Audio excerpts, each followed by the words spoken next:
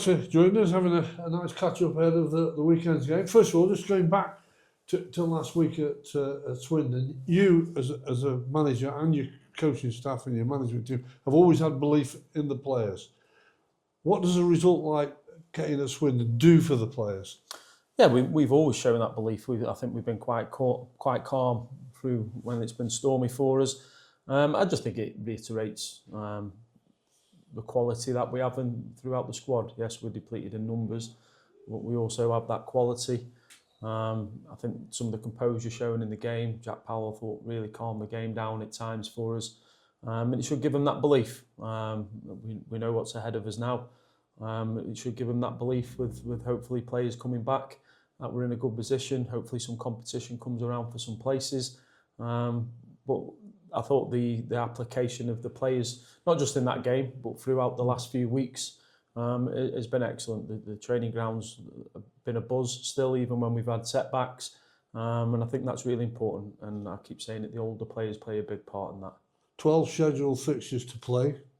You definitely know you've got 12 to play. Who knows what's going to come after that?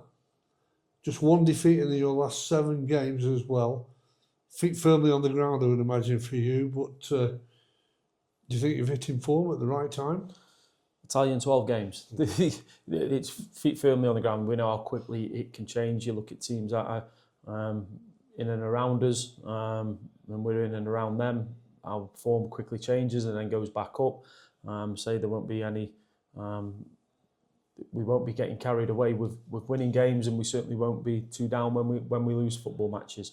What we've got to do is we've got to concentrate on trying to. I always say we've got to concentrate on trying to get better. Keep showing that belief in terms of what we want to do. The Fleetwood game didn't look like us. I made too many changes too quickly in terms of what we were trying to do. So you take some responsibility for that with the players, and I think that's important that you're open and honest with the players. Everybody looks to the team and then obviously the manager in terms of what they said. And what we've got to do is we've got to keep reiterating the messages that we've been doing for the last couple of months certainly, and just see if we can keep improving on that. But you're going into the end of February, coming into March, 6th in the table at the moment, and had a lot of long-term injuries as well. The whole squad definitely has earned this place to be competing for a top 7 finish. Yeah, I firmly believe so. With what our budget is compared to people that are around us and below us, I think our recruitment's been excellent with that, and we've got really good players.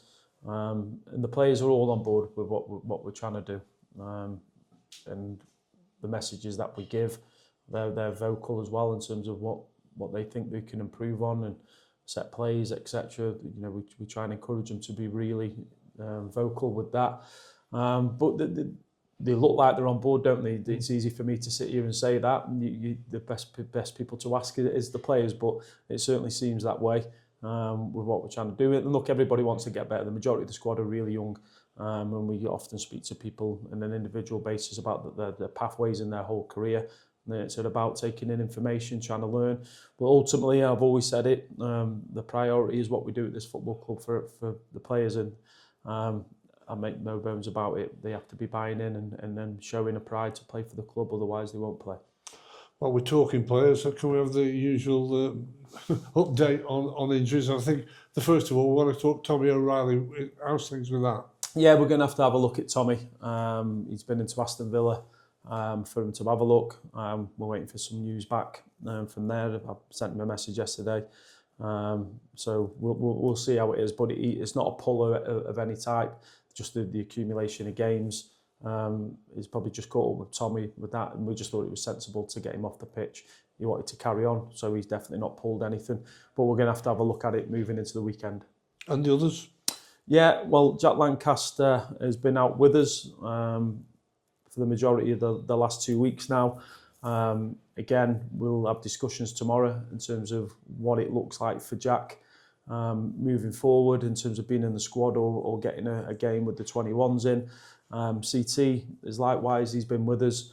But again, I keep saying it'll be that week and then it's not that week and people are getting frustrated. With certain players, it'll be when they feel ready or when the medical team feels ready.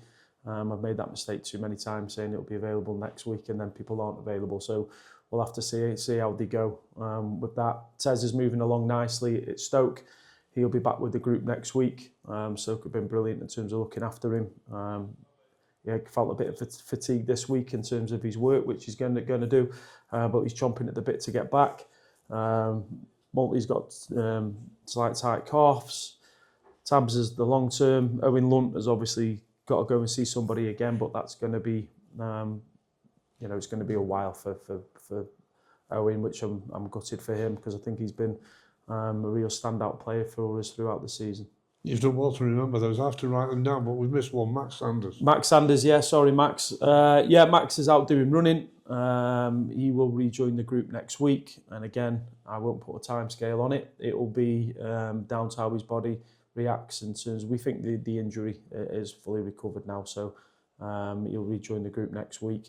So over the next couple of weeks, it looks like we're going to have some competition to just get on the bench. Well, next up at Tranmere, are they coming to the Mournfleet Stadium as a wounded animal, do you think?